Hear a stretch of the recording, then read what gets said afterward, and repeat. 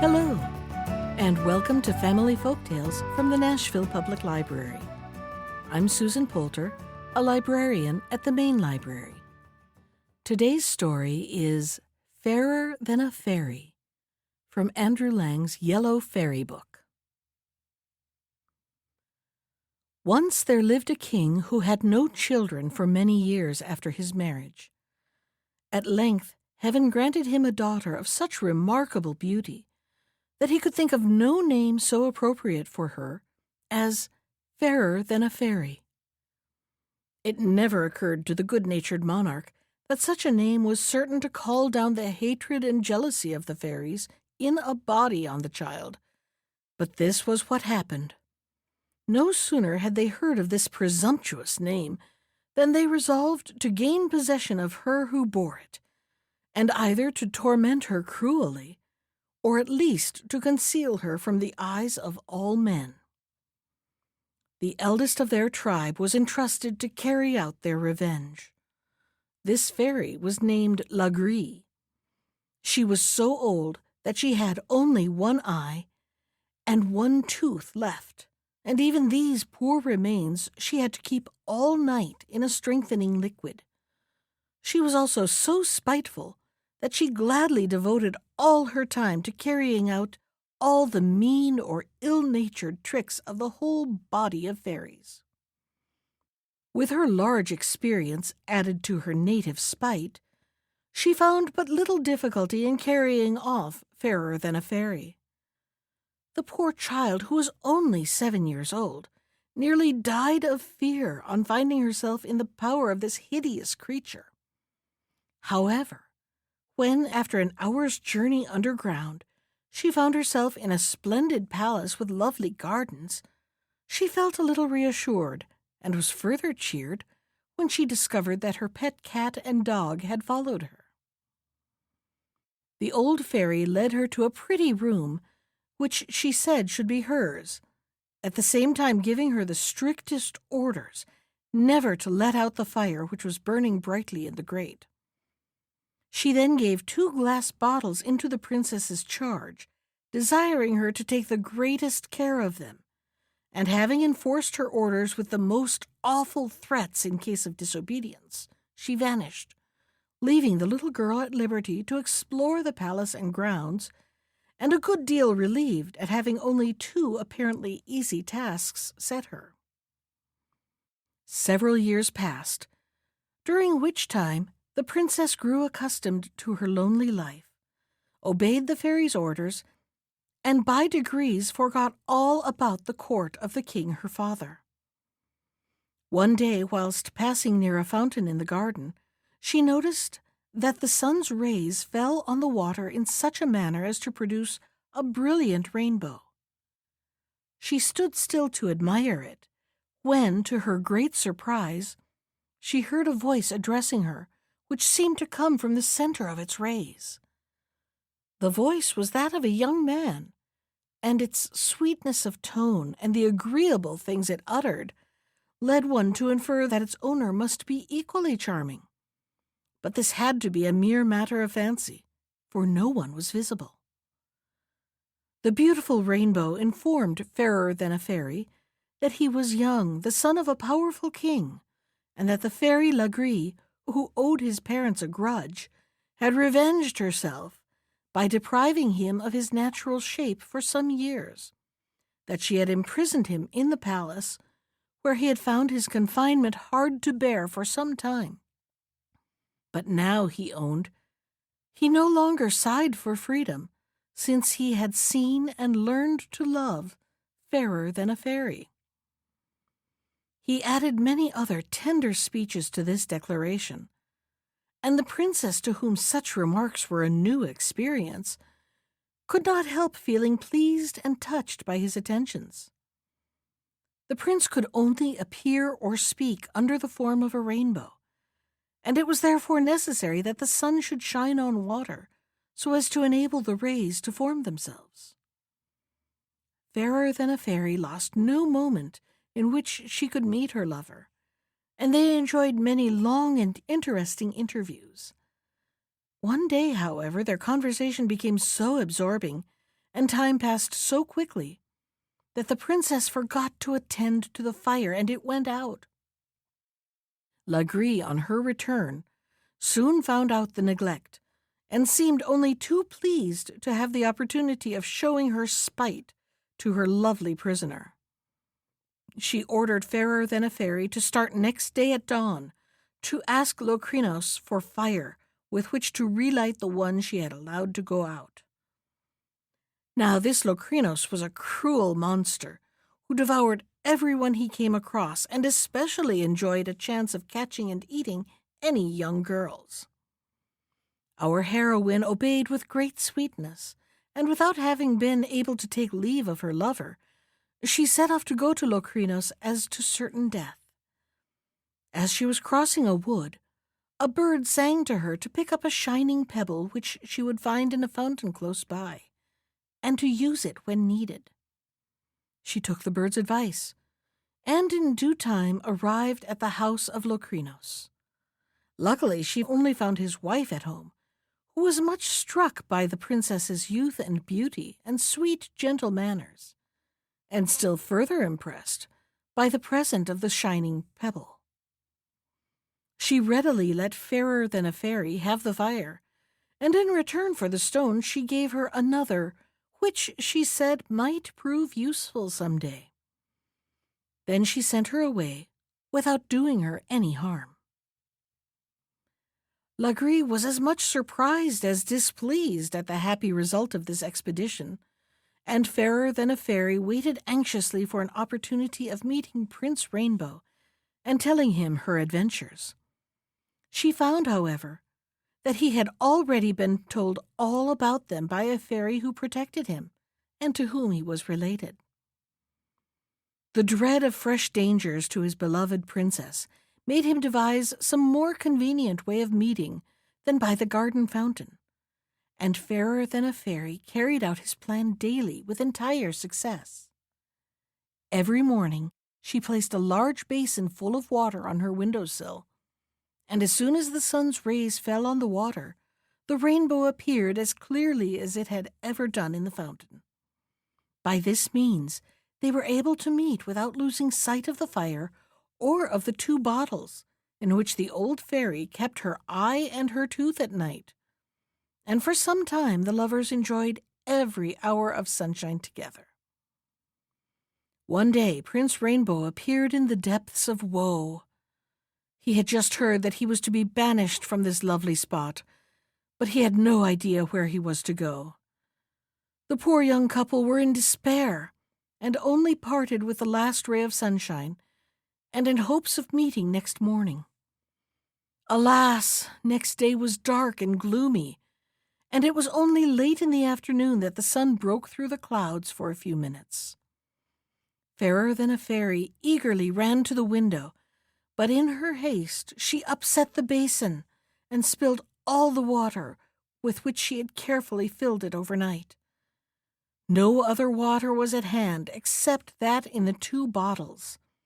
It was the only chance of seeing her lover before they were separated, and she did not hesitate to break the bottles and pour their contents into the basin, where the rainbow appeared at once. Their farewells were full of tenderness. The prince made the most ardent and sincere protestations and promised to neglect nothing which might help to deliver his dear Fairer than a Fairy from her captivity, and implored her to consent to their marriage as soon as they should both be free.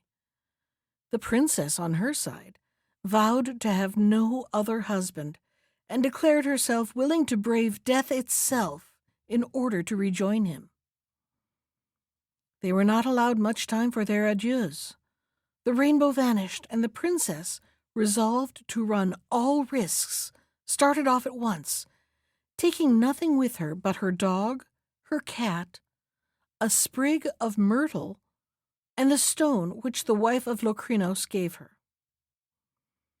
When Lagree became aware of her prisoner's flight, she was furious, and set off at full speed in pursuit. She overtook her just as the poor girl, overcome by fatigue, had lain down to rest in a cave which the stone had formed itself into to shelter her. The little dog who was watching her mistress promptly flew at Lagree and bit her so severely that she stumbled against a corner of the cave and broke off her only tooth. Before she had recovered from the pain and rage this caused her, the princess had time to escape and was some way on her road. Fear gave her strength for some time, but at last she could go no further and sank down to rest. As she did so, the sprig of myrtle she carried touched the ground, and immediately a green and shady bower sprang up round her, in which she hoped to sleep in peace. But Lagree had not given up her pursuit, and arrived just as Fairer than a Fairy had fallen fast asleep. This time she made sure of catching her victim, but the cat spied her out, and springing from one of the boughs of the arbor, she flew at Lagree's face and tore out her only eye, thus delivering the princess forever from her persecutor. One might have thought that all would now be well, but no sooner had Lagree been put to fight than our heroine was overwhelmed with hunger and thirst. She felt as though she should certainly expire, and it was with some difficulty that she dragged herself as far as a pretty little green and white house, which stood at no great distance. Here she was received by a beautiful lady, dressed in green and white to match the house, which apparently belonged to her, and of which she seemed the only inhabitant. She greeted the fainting princess most kindly, gave her an excellent supper, and after a long night's rest in a delightful bed, told her that after many troubles she should finally attain her desire. As the green and white lady took leave of the princess, she gave her a nut, desiring her only to open it in the most urgent need. After a long and tiring journey, Fairer than a Fairy was once more received in a house, and by a lady exactly like the one she had quitted. Here again she received a present with the same injunctions, but instead of a nut, this lady gave her a golden pomegranate. The mournful princess had to continue her weary way, and after many troubles and hardships, she again found rest and shelter in a third house, exactly similar to the two others. These houses belonged to three sisters, all endowed with fairy gifts, and all so alike in mind and person that they wished their houses and garments to be equally alike. Their occupation consisted in helping those in misfortune, and they were as gentle and benevolent as Lagree had been cruel and spiteful. The third fairy comforted the poor traveler, begged her not to lose heart, and assured her that her troubles should be rewarded. She accompanied her advice by the gift of a crystal smelling bottle, with strict orders only to open it in case of urgent need. Fairer than a Fairy thanked her warmly, and resumed her way cheered by pleasant thoughts.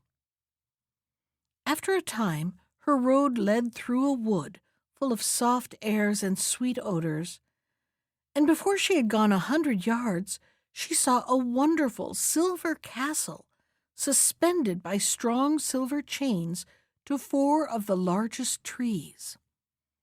It was so perfectly hung that a gentle breeze rocked it sufficiently to send you pleasantly to sleep. Fairer than a Fairy felt a strong desire to enter this castle, but besides being hung a little above the ground, there seemed to be neither doors nor windows. She had no doubt, though I cannot think why, that the moment had come in which to use the nut which she had been given her. She opened it, and out came a diminutive hall porter, at whose belt hung a tiny chain, at the end of which was a golden key half as long as the smallest pin you ever saw. The princess climbed up one of the silver chains, holding in her hand the little porter, who, in spite of his minute size, opened a secret door with his golden key and let her in. She entered a magnificent room, which appeared to occupy the entire castle, and which was lighted by gold and jeweled stars in the ceiling. In the midst of this room stood a couch, draped with curtains of all the colors of the rainbow, and suspended by golden cords so that it swayed with the castle in a manner which rocked its occupant delightfully to sleep. On this elegant couch lay Prince Rainbow, looking more beautiful than ever, and sunk in profound slumber, in which he had been held ever since his disappearance. Fairer than a Fairy, who now saw him for the first time in his real shape, hardly dared to gaze at him, fearing lest his appearance might not be in keeping with the voice and language which had won her heart. At the same time, she could not help feeling rather hurt at the apparent indifference with which she was received. She related all the dangers and difficulties she had gone through, and though she repeated the story 20 times in a loud, clear voice, the prince slept on and took no heed. She then had recourse to the golden pomegranate, and on opening it found that all the seeds were as many little violins which flew up in the vaulted roof and at once began playing melodiously. The prince was not completely roused, but he opened his eyes a little and looked all the handsomer. Impatient at not being recognized, Fairer than a Fairy now drew out her third present, and on opening the crystal scent bottle, a little siren flew out, who silenced the violins and then sang close to the prince's ear the story of all his lady-love had suffered in her search for him. She added some gentle reproaches to her tale, but before she had got far, he was wide awake and transported with joy, threw himself at the princess's feet. At the same moment, the walls of the room expanded and opened out, revealing a golden throne covered with jewels. A magnificent court now began to assemble, and at the same time several elegant carriages filled with ladies in magnificent dresses drove up. In the first and most splendid of these carriages sat Prince Rainbow's mother. She fondly embraced her son, after which she informed him that his father had been dead for some years, that the anger of the fairies was at length appeased, and that he might return in peace to reign over his people who were longing for his presence. The court received the new king with joyful acclamations, which would have delighted him at any other time, but all his thoughts were full of Fairer than a Fairy. He was just about to present her to his mother and the court, feeling sure that her charms would win all hearts, when the 3 green and white sisters appeared. They declared the secret of Fairer than a Fairy's royal birth, and the queen, taking the 2 lovers in her carriage, set off with them for the capital of the kingdom. Here they were received with tumultuous joy. The wedding was celebrated without delay, and succeeding years diminished neither the virtues, beauty, nor the mutual affection of King Rainbow and his queen, Fairer than a Fairy. That was Fairer Than a Fairy from Andrew Lang's Yellow Fairy book. Special thanks to Ginger Sands for our theme music. You can find more of Ginger's music at iTunes or on her website at www.gingersands.com. And if you'd like to comment on today's story, send me an email. I can be reached at susan.poulter, that's Poulter, at nashville.gov. Thanks for listening.